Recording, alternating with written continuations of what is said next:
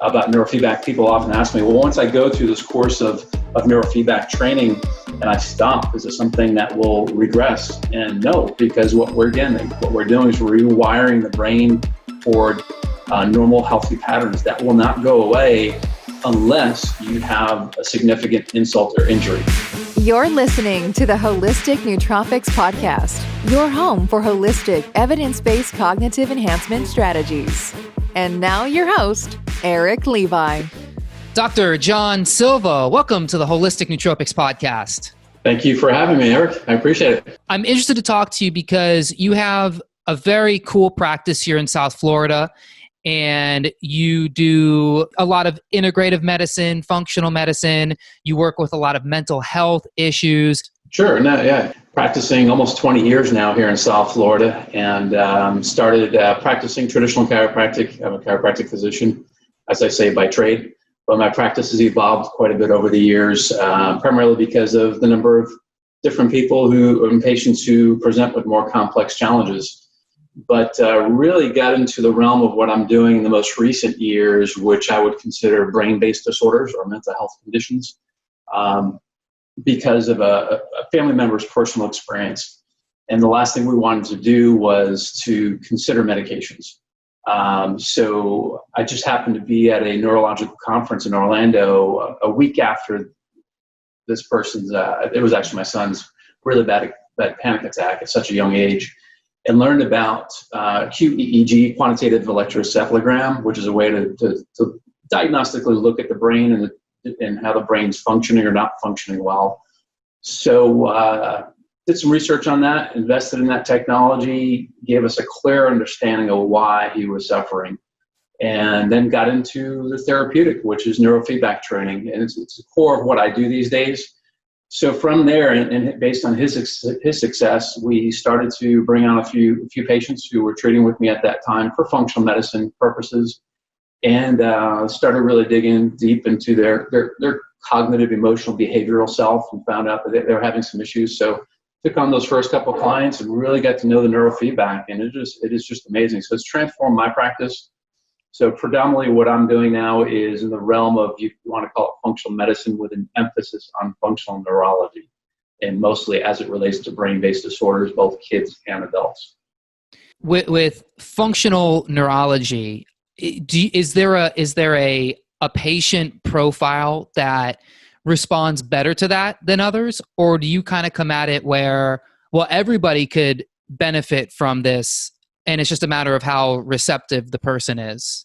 Exactly. Yeah. I mean, just like functional medicine, functional neurology is, I mean, if you really think about it, we all have a neurological system, brain, spinal cord, and network of nerves throughout the body, which, I mean, if you really stop and think about it, is the primary control of our entire body, all its functions, and how we operate on a day-to-day basis. And if you look at any chronic health challenge from a neurological perspective, you're probably always going to find some deficit in neurological function, whether it be the brain, spinal cord, network of nerves, or both.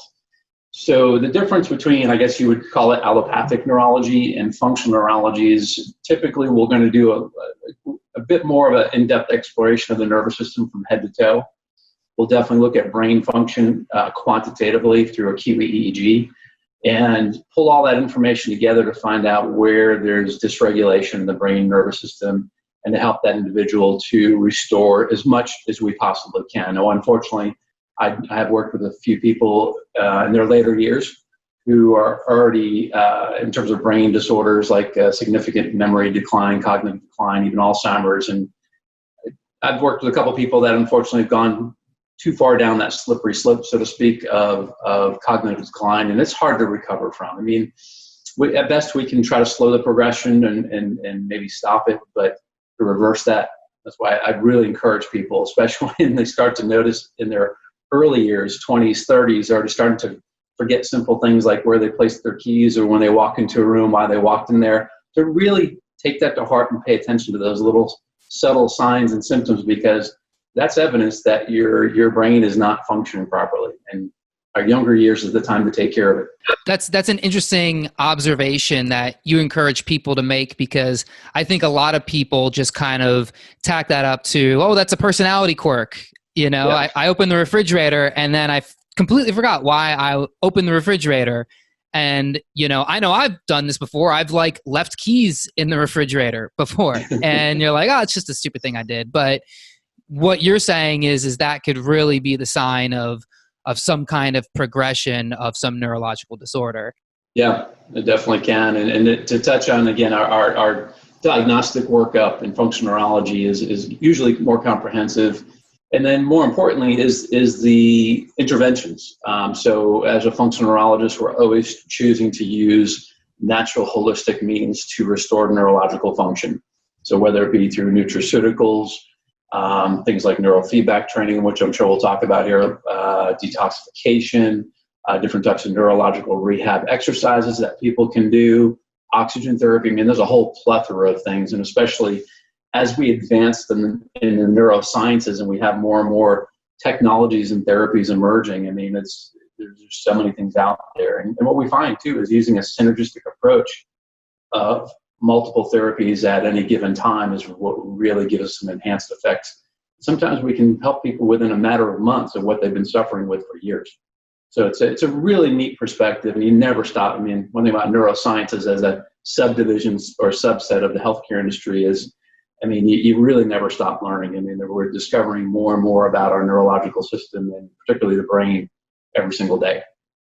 So when you strap people up to these EEGs and you're scanning somebody from head to toe, and you're diagnosing or you're seeing these diagnostics, what are you seeing in the body? Are you looking at dysfunctions in the brain, but then like in the body, are you seeing what kind of metrics are you working with? Yeah, good question. So I'll give you a kind of a visual here. So we do, again, an electroencephalogram, or EEG for short, which has been routine practice as far as a diagnostic in the mental health and the mental health as well as just general medical sciences for decades. What I perform in my office is a QEEG, or quantitative EEG. So what we're basically looking at is we have sensors placed on the scalp, and it's non-invasive. There's nothing emitted into the brain. We're recording electrical activity in real time with the person's eyes closed for a while and then with their eyes open. And we then record that data. It then gets statistically analyzed in a database based on age and gender. And then it provides me numeric values, but more importantly, visual maps that make it easier to review with somebody that show the different regions of the brain. And basically what it comes down to is the activity too high or too low in specific regions of the brain or multiple regions, or is there also lack of proper connection or what we call coherence from the different regions, particularly the left and right hemispheres of the brain. So that's all mapped out.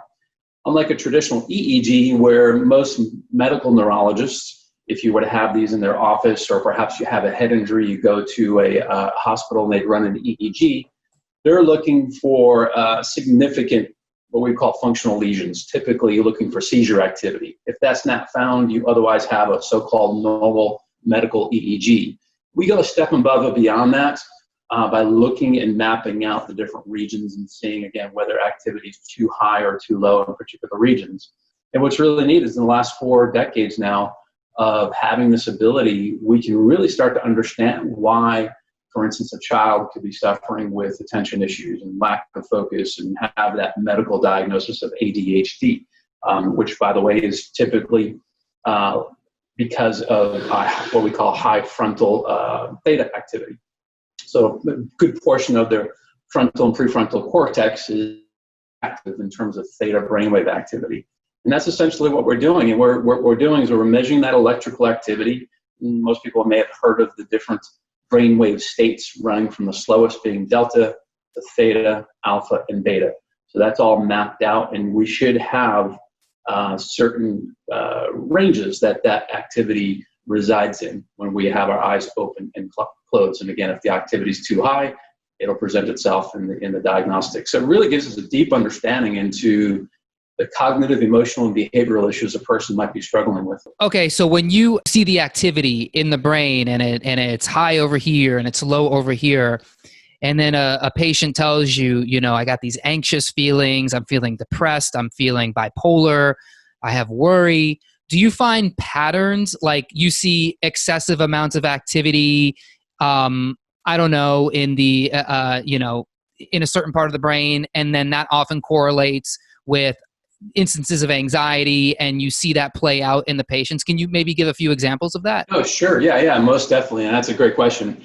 And yeah, I mean, with enough of research over the years, and even as a practitioner, the more of these QEEG analysis as you do, and you see the common traits, and of course you continue your studies, you see commonality. So when someone presents to my office with, for instance, anxiety, perhaps even full-blown panic attacks, we can typically expect to see on an EEG, and it's so predictable, usually 95% of the time, it'll prove itself on the EEG. But typically what we're going to see is elevated beta brainwave activity, particularly high beta. What we're also typically going to see is what we call a lack of symmetry. So we're looking at alpha and beta brainwave activity. So in normal circumstances, when our brain is functioning properly, we should have more beta brainwave activity in the left hemisphere. And then alpha, we should have more on the right side. So someone who's suffering with panic attacks will typically see a reversal of that. So that, in combination with looking at increased beta activity in different regions, or the whole brain for that matter, is a pretty good indication this person's suffering with anxiety. In fact, you get to a point where, and I've talked to a lot of practitioners who've been doing this as long as I have, or even longer, you can almost get to the point where we can not even have to necessarily do a complete case history, which we definitely do, but not even talk to the person, just review their brain map, and you already have some pretty good insight as to what this person's struggling with. It's pretty amazing.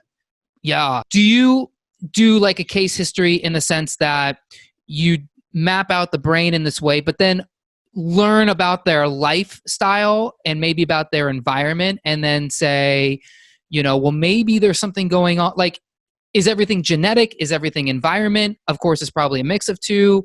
At what point does the patient say, okay, I know where this is coming from, I'm going to fix that? Yeah.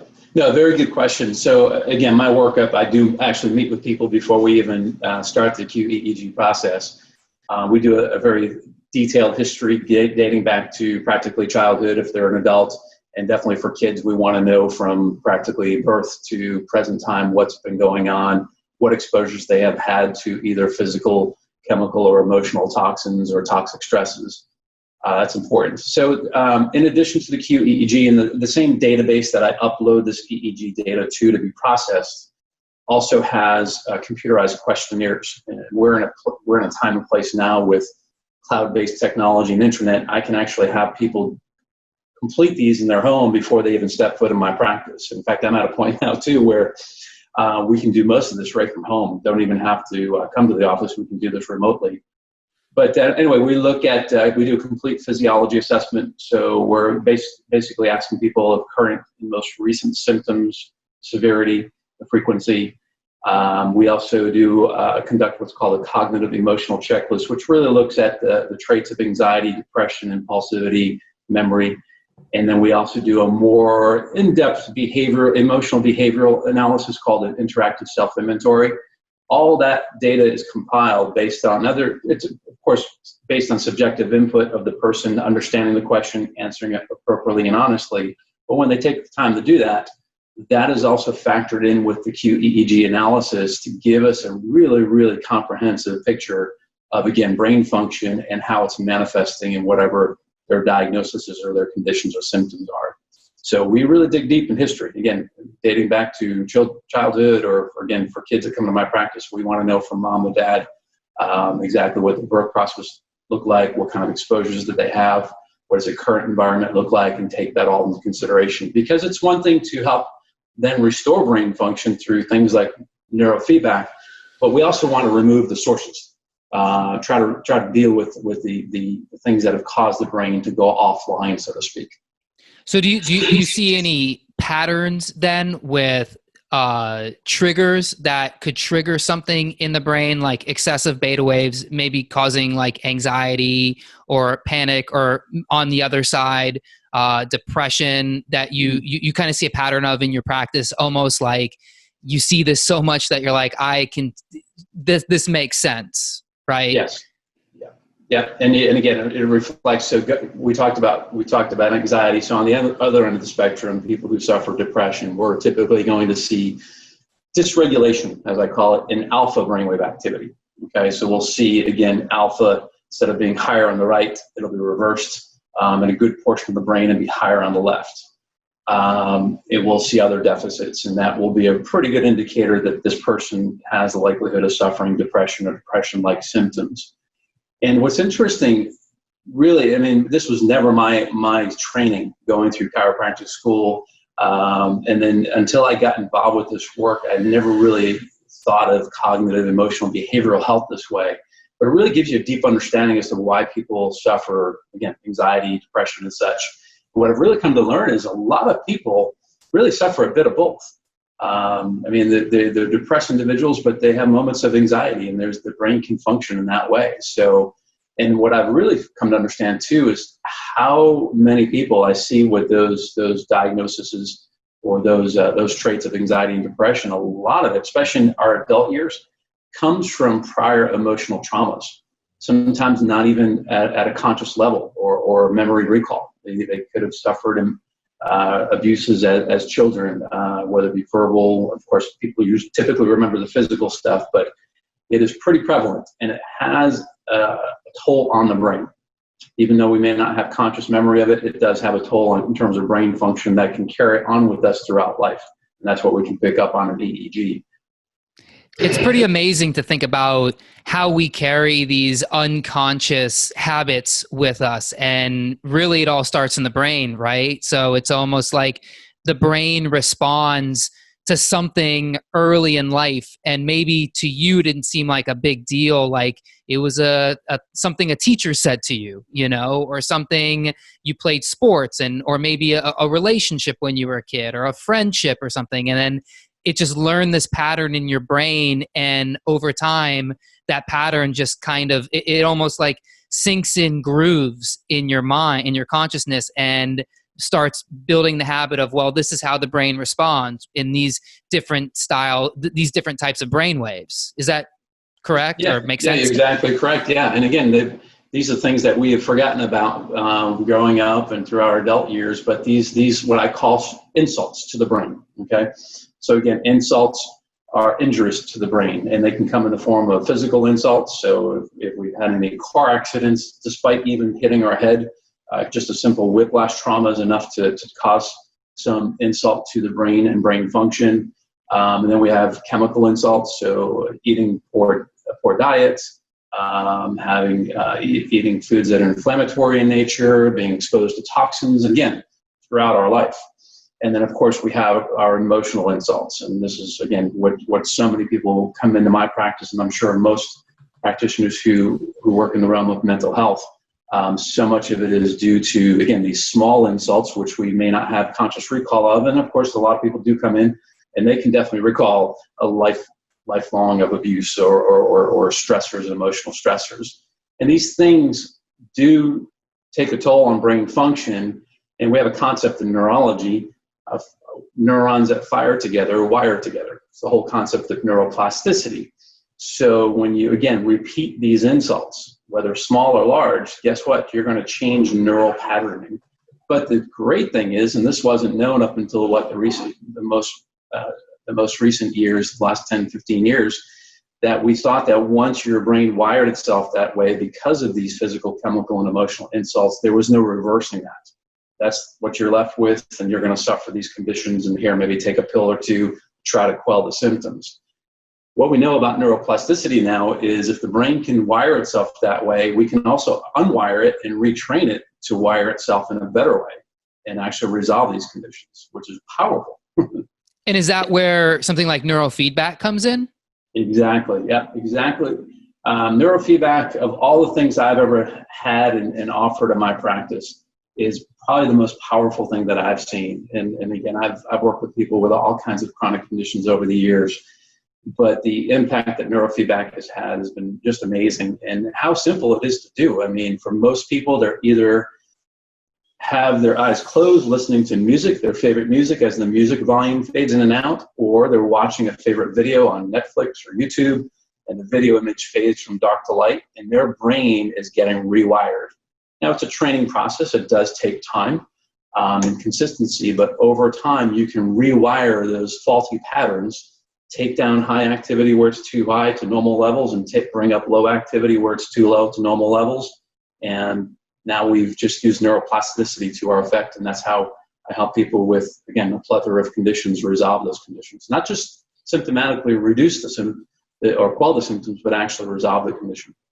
Can you explain exactly what neurofeedback is? Because is it a machine? Is it like software in the computer? Because you're saying, because I've heard people can do it at home.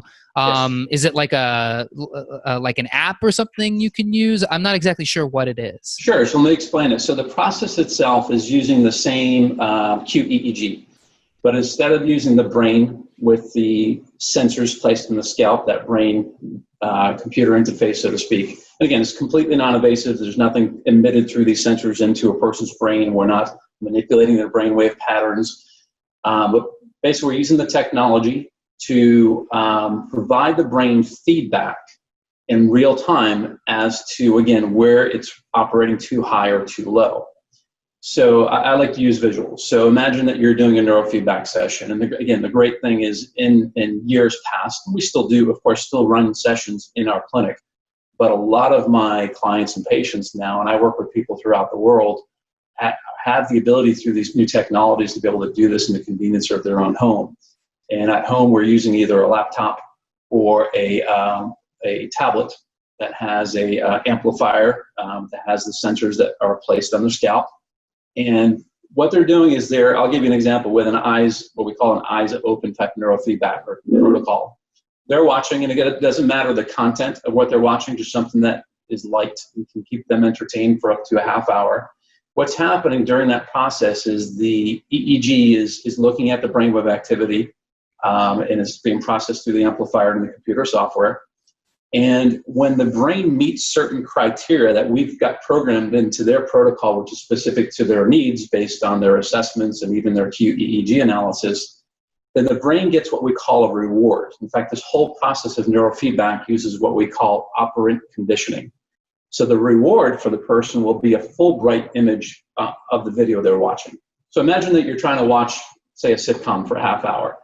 But the difference with neurofeedback is that image will go dark, not completely dark, but will get kind of dark, and then will get bright.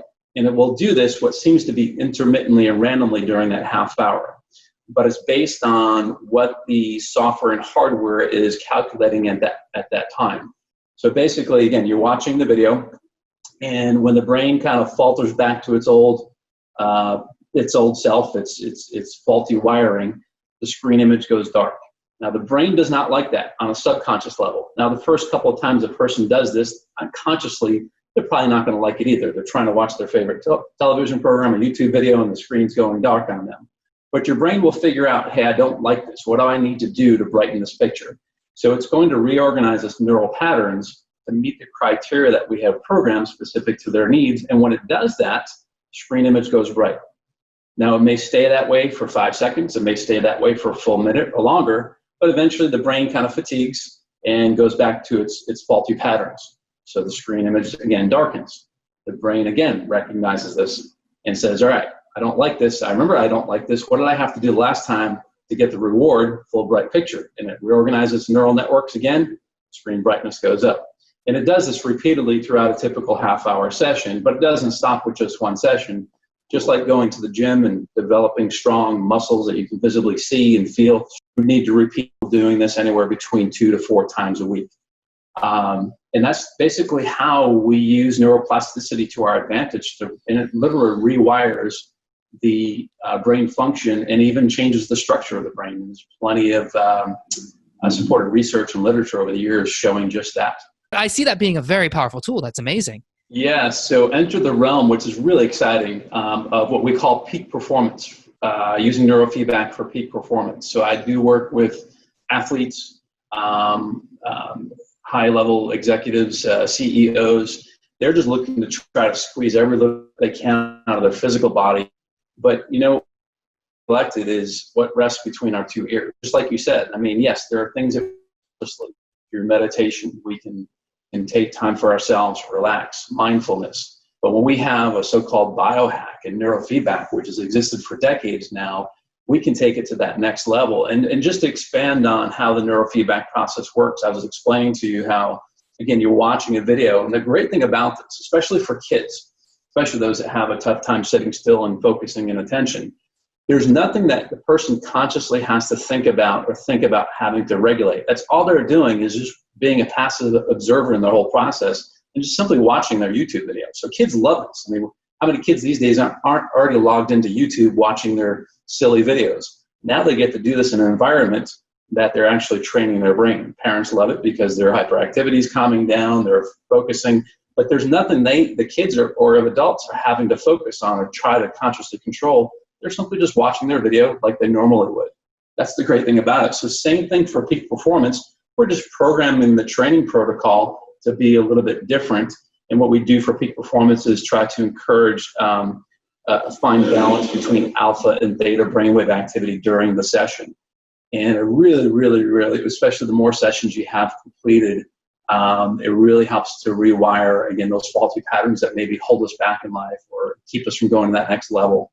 So peak performance is an exciting arena for this whole concept of neuroplasticity and, more importantly, neurofeedback as a tool to get there. That's amazing. I'm also wondering, you had mentioned something like toxicity in the brain. So I'm wondering, maybe you could expand a little bit on that. Like, what kind of toxicity do you see a lot of in different conditions, especially something like ADHD or anxiety? Is there a specific pattern? Are you seeing things like metals or certain chemicals? What exactly are you seeing on your end with that stuff? Yeah, very good question. And as I entered this arena, and really, again, it's one thing to provide therapies and treatments for people, but at the same time, a good practitioner is also digging in deep to help their patients or their clients understand, all right, what caused these things? What caused your brain to be in this condition in the first place? So while we're getting it better, let's start to work on the causative factors, either eliminating those, mitigating them, or removing them completely. And one of the things I came to learn is, especially through the QEEG analysis, is toxicity runs rampant. I mean, for all of us. And I know this for certain because as I started to explore this more, I then got into the realm of functional medicine laboratory testing. And part of what I do for a lot of my clients and patients is heavy metal toxicity. We also run tests to look at inorganic and organic toxins from petrochemicals, plastics, herbicides, organophosphates. But heavy metals, I mean, very prevalent. In fact, I'd have to estimate of all the laboratory tests that have come across my desk and I've done interpretations on, I've had probably 90% test positive for some level of bioaccumulation of heavy metals, whether it be aluminum, mercury, arsenic, or a combination of all of that. And that really affects brain function. And that's something that stays with you for life unless you detoxify it from your brain and body, particularly mercury and aluminum. And then you start combining those two at high levels, and they start to have a synergistic toxic effect on the brain as well. So it's a big part of what I do in my practice. So again, as a person's improving brain function through neurofeedback training, we're also helping them to uncover what caused it, primarily toxins, chemical toxins and such, and then remove those through a detoxification process.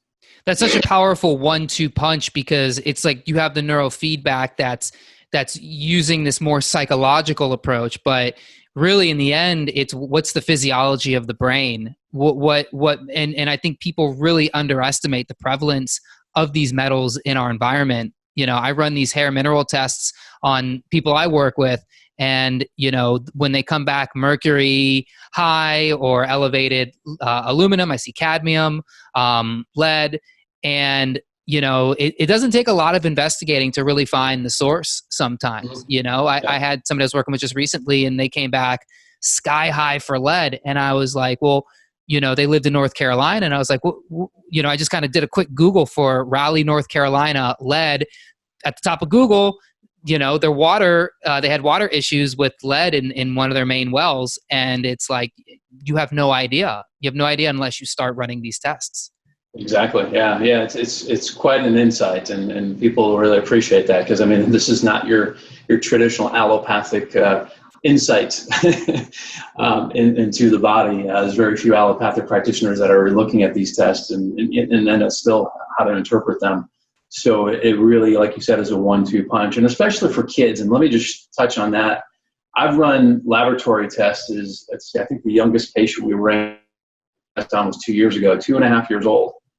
And if I recall, she had a high mercury level at 2.5 years old. So you really start to wonder, at 2.5 years on this planet, how did you bioaccumulate? And when I talk about bioaccumulation, that's the lifetime accumulation of all the different sources and the different moments that we have this. And again, mercury, we can talk for hours just on mercury, but it's in our food supply. It can be bound up in our water, our drinks. It comes from the air that we breathe. Some of the stuff is almost inescapable, but once you understand it, you mitigate your exposure as best as possible. And then maybe even beyond your initial detox to clear your body from it, maybe routinely detox, maybe once, twice a year to keep up, be proactive, so to speak, use it as a prophylactic.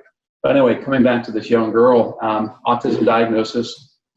And what's interesting is when you run a QEEG analysis, what you'll see, especially for kids, is when you look at delta brainwave activity, you'll see a lot of elevation of delta brainwave activity, what we call globally, not just a couple of regions of the brain, but the whole brain map. And we use different colors, so it's easy for the practitioner and the patient or client to understand what that brain activity looks like. But we use the colors red and yellow to indicate either very high or high activity.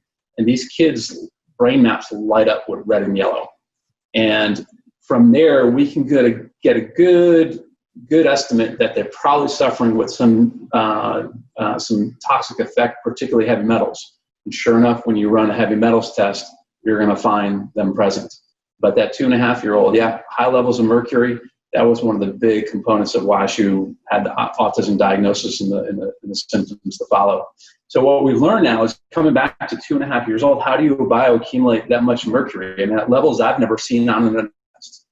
But what now is toxic, particularly heavy metals, have become multi-generational. In other words, they're passed down from mom through the placenta. No fault to moms. Again, we all grew up in our generations. There was a lead generation, the mercury generation.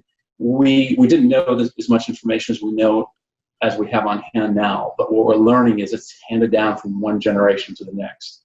And there's estimates that, this continues the way we go. Look at the autism statistics right now. What is it? 1 in every 5 children born in this country will have some level of autism or neurodevelopmental problem. And that's to be estimated, I think, 1 or 2 in just years.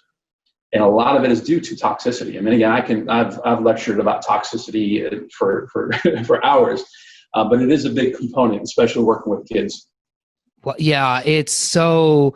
But the great news is we've learned a lot about how to properly detox using chelating agents, and so we take a multi-step approach with my clients and patients to first prepare the downstream pathways, the liver, the kidneys, the lymphatic system, get that functioning well. So when we start binding these heavy metals, particularly, we're not going to re-intoxify ourselves, which can create reactions, Herxheimer reactions and symptoms. So we take a multi-stage effect, and of course we use the proper dose on these chelating agents based on the person's age, their gender, and of course their body size. But when you do that and combine that with the different therapies, including neurofeedback, now you're talking a real solution for people to regain brain function and hopefully keep it that way the rest of their life. And that's the great thing about neurofeedback. People often ask me, well, once I go through this course of neurofeedback training and I stop, is it something that will regress? And no, because what we're doing is rewiring the brain toward normal, healthy patterns that will not go away unless you have a significant insult or injury. So if you have a bad car accident, and I tell people, look, whether it's months after completing your program or years down the road, you have a significant accident despite symptoms, whether cognitive, emotional, behavioral symptoms, come in. Let's do a QEEG brain map. All my brain maps are stored in a digital file. Let's compare it to where you left off. And if we see there's any variation, let's get busy and just do a few sessions to kind of bring your brain back on track. And I also let them know too, for any type of deep-rooted emotional stressors, so the loss of a loved one that they just can't seem to get over in a reasonable amount of time, that can be just as detrimental to a physical trauma. So let's take care of that. But again, after doing neurofeedback training and of course incorporating the functional medicine component and detoxifying and helping to clean up the diet, these are long-term effects. We shouldn't expect a regression. We've now changed the structure and function of the brain for the better for a lifetime. And then how are you incorporating, diet modifications in here? Are you doing any specific foods, or are you cutting out foods? Or are you looking for problem foods? Yeah, so again, a thorough history. I like to start with basics and take baby steps, especially with parents working with kids. I mean, some of these kids, especially kids that have autism, they have a tough time with foods, texture, taste, and such. So you have to take baby steps. But even adults, you do. So let's start first by looking at what we're putting in our mouth on a daily basis in terms of our meals, our snacks, our beverages. Let's start to at least clean it up. Find healthier versions or alternatives to what you're already eating that could be toxic or full of artificial sweeteners. And that is one topic I talk right off the bat, is you need to immediately get off artificial sweeteners. I mean, that has been proven a long time ago, but again, the general population does not know this. So many people consuming these things, especially in their beverages. Look at the energy drink market. I mean, it's a huge market. We get kids that are 2-3 years old drinking this crap. It is so toxic to the brain, but yet we still allow it, and this industry makes a lot of money off the suffering. Anyway, so we start with some basics. Now, of course, through our functional medicine laboratory testing, I like to do IgG food sensitivity tests. So now we can get more specific to that person's needs. So we'll look to see what their immune system is responding or reacting to, and to what degree. And of course, once we know that information, then yeah, we're talking an elimination diet, not for a lifetime, at least 6 months, until the brain and body recovers and they're feeling better. And then we start to reintroduce those foods slowly, or just reorder the IgG food sensitivity to see how the immune system is responding at that point. But that's ultimately the best way to go. But not everybody can do all this at one time. So we take baby steps. And I do have online platforms that give people coaching and guidance along with what I do on a personal one-to-one basis. Yeah, I think when people talk about food and they talk about diets, and people obsess about calories and macros, but I really think that the biggest changes come when you focus on ingredients. Of course, you have a lot of studies that tie these food dyes to behavioral problems in children. So yeah, I think that's a great solution. Yeah, most definitely. Yeah. And again, like you mentioned, I use that analogy oftentimes. I mean, stick to the perimeter of the grocery store and you're usually doing pretty well. Even then, you still want to read the labels. And basically, the more ingredients you see on the label, especially when you start seeing these long, complex chemical names, stay away from it. We shouldn't have any more than maybe a half dozen ingredients in most products. Keep them whole food. And then from that step, then the next logical step would be to try to make these foods organic whenever possible as well. And I really have come to learn that importance too, because of, again, the toxicity tests, because we look at the level of organophosphates, which is primary sources from herbicides and pesticides, which are used routinely on our crops, the veggies that we're eating, and the fruits, and what goes into our different processed foods. So again, take person step at a time. So start with the basics. Let's clean it up, remove the toxic ingredients, start with the big things like the artificial sweeteners. All right, now that you've got that and you feel good about that, maybe you're already starting to feeling better.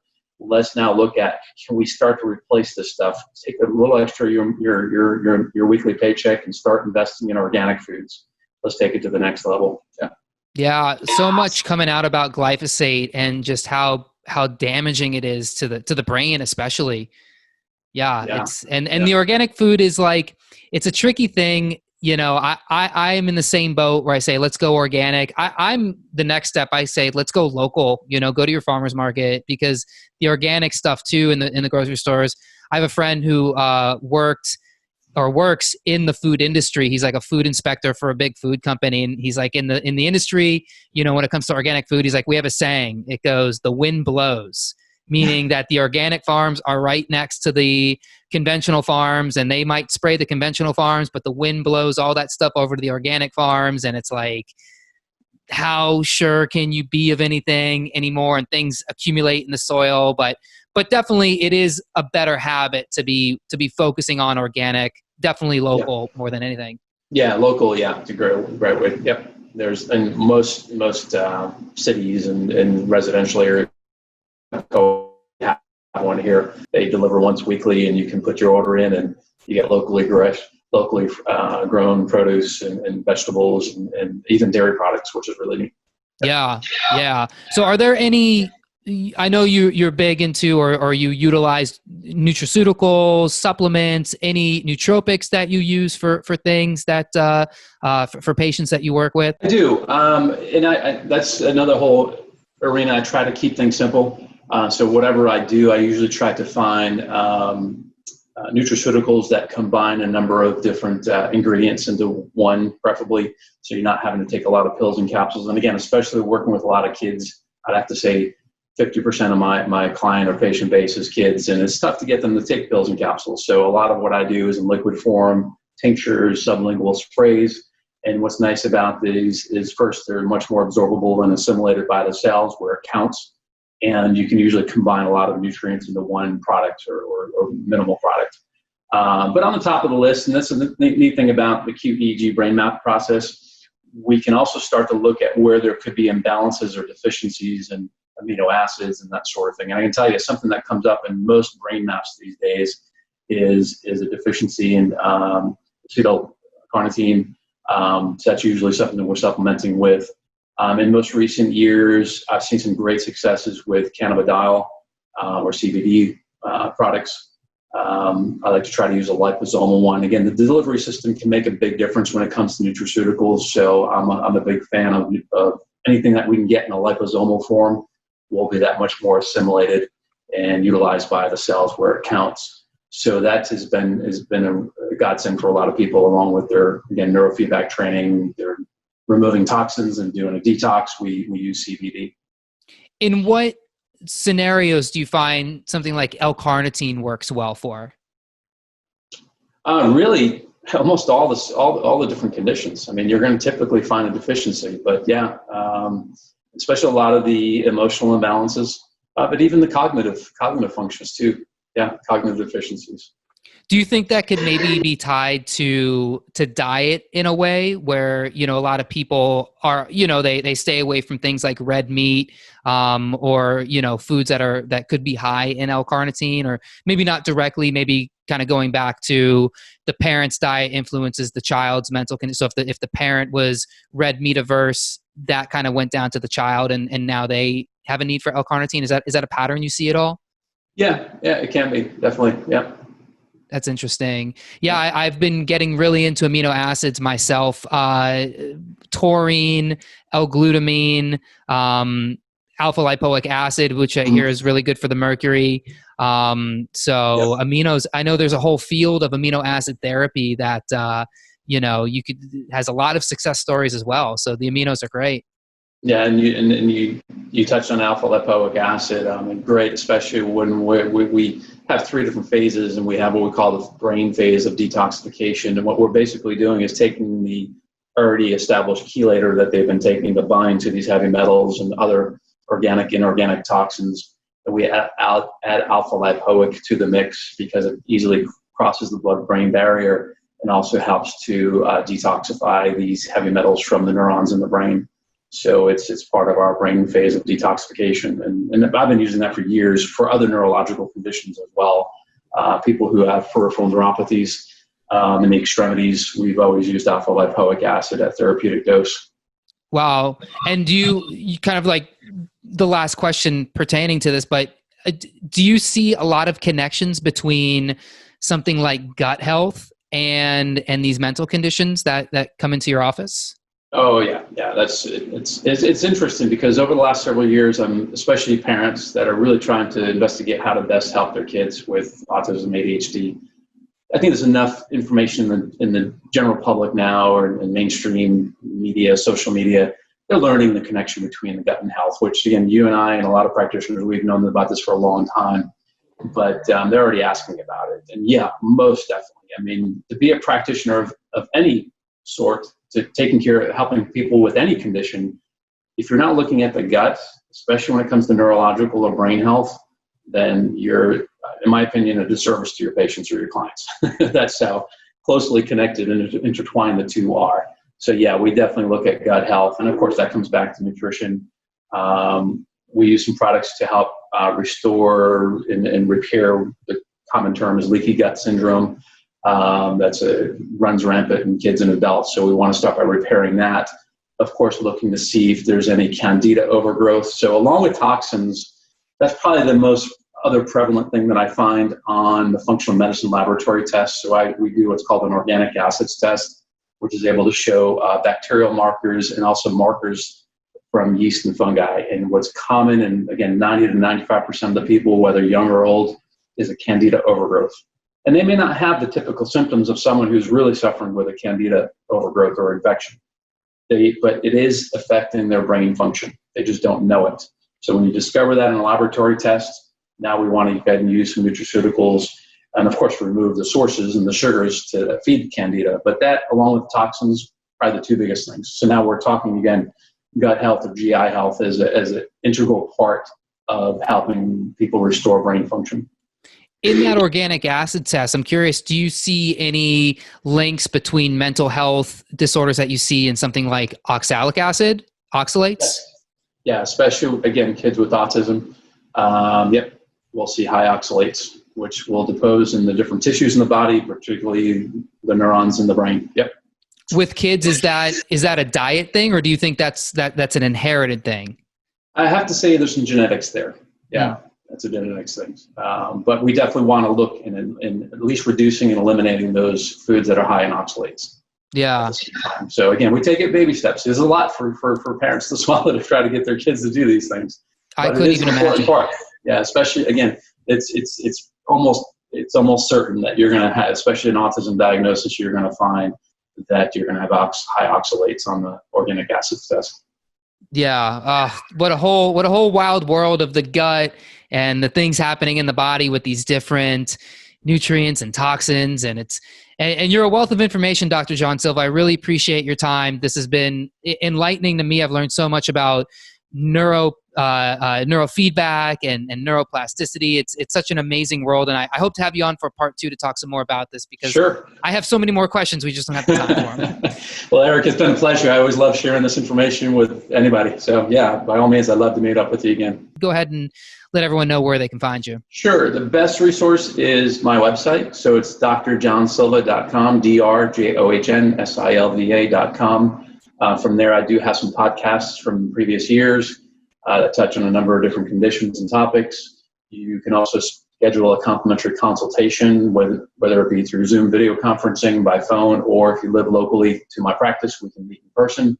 And I do work with people literally throughout the world. That's the great thing about these technologies. I work with people throughout Europe, New Zealand, Australia, Southeast Asia. So even if we can't get a full QEEG done, there are other assessments that we can do to still engage in neurofeedback training. We ship the equipment to people. We do an onboarding session. So you can schedule a complimentary consultation. And then from there, I also have, of course, social media links, predominantly Facebook. I don't do much with any other social media platforms, mostly Facebook. Yeah. Great. And we'll link to all that on the show notes on our website. And this has been great. Any parting thoughts you'd like to leave everybody with before we check out here? Yeah, I would have to say for adults, take a look at the Alzheimer's Association website and look at their various stages of dementia and Alzheimer's and really take it to heart. As I was mentioning before, I'm talking to a lot of people, and this is a worldwide effect. It's not just us in the States. We tend to think of ourselves as people in the States. I know you're in Puerto Rico, but I'm talking to people of all ages. And again, 20s and 30s, if you're already recognizing this cognitive decline, the forgetfulness, the memory issues, pay attention to that. Do something about it while you're still young and your neuroplastic effect is at its strongest. But go to that website. It's quite an eye-opener to see the different stages and how surprised you might be that you're already in the later stages. Yeah. Well, I think people would go, but they'd be a little scared. Not the most positive word, but the positivity is, again, the concept of neuroplasticity completely transformed my practice. What I do has made life exciting and it's helped a lot of people that I've worked with. So that's great. And I hope people do. I hope, there are younger people, 20s, 30s, even 40s listening to this, and they take that to heart and they go and they see that, because you're right. I watched my grandma go through Alzheimer's, and it's brutal, and if we could stave that off, and it seems like the more we learn about it, the more it's a disease that could possibly be avoided. I think the better we'll all be, for sure. Yeah, most definitely. All right. Thanks for listening. For more brain-boosting info, in-depth articles, and show notes, check out holisticnootropics.com.